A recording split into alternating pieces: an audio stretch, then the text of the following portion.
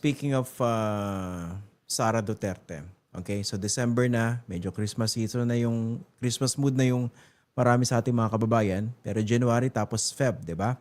So Feb, yun yung buwan kung saan pwede na muli mag-file ng impeachment case. Are you going to file an impeachment case or impeachment complaint against the Vice President? Or do you know if any other groups preparing to do it? Nakakakita na nga ako ng Christian eh. Nakakita na nga ako ng mga drafts eh. Nagda-draft din kami. Sige, para to be brutally honest and frank about it. Pero nakakita na ako ng ibang drafts kasi pinareview rin sa atin, no? When you say Ayoko pa kami, muna. this is your group, yung Advocates for Public Interest Advocates Law? of Public Interest Law is considering it, no? Pero meron pa mga iba't ibang grupo. As you may be aware, I'm part of Tindig Pilipinas, no? I'm one of the conveners of yung Tindig Pilipinas kasi how it works is it is composed of several hubs, no?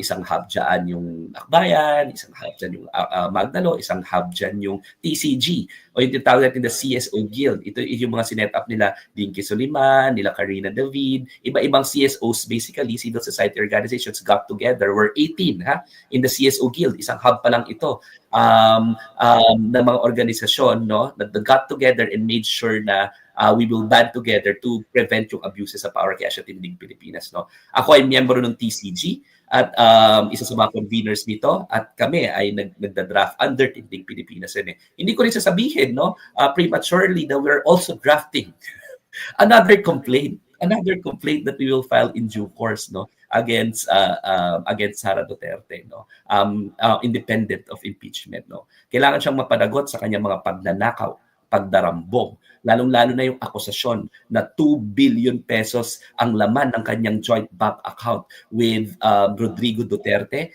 Maraming mga cheque dyan na supposedly nanggaling daw sa mga known drug personalities, no? At saka kahit na pag sumasumahin nila yung kita nila na hindi naman nila pinag-declare sa kanilang SALN, bakit may 2 billion na gumalaw doon sa kanilang bank account, no? That is presumed ill-gotten according to the law. And dapat yan, hindi lang yan ma-forfeit, kailangan mapanagot ng plunder itong si Sara Duterte. So yes, we are now considering, we are in the process of drafting, and hindi ko ipi-preempt yung announcement ng pagpa-file, pero malapit na yan. Meron po tayong regalo na maganda sa Pasko kay Sara Duterte. Hindi pa yung impeachment kasi sa January pa, New Year yun na regalo. Merong Christmas gift.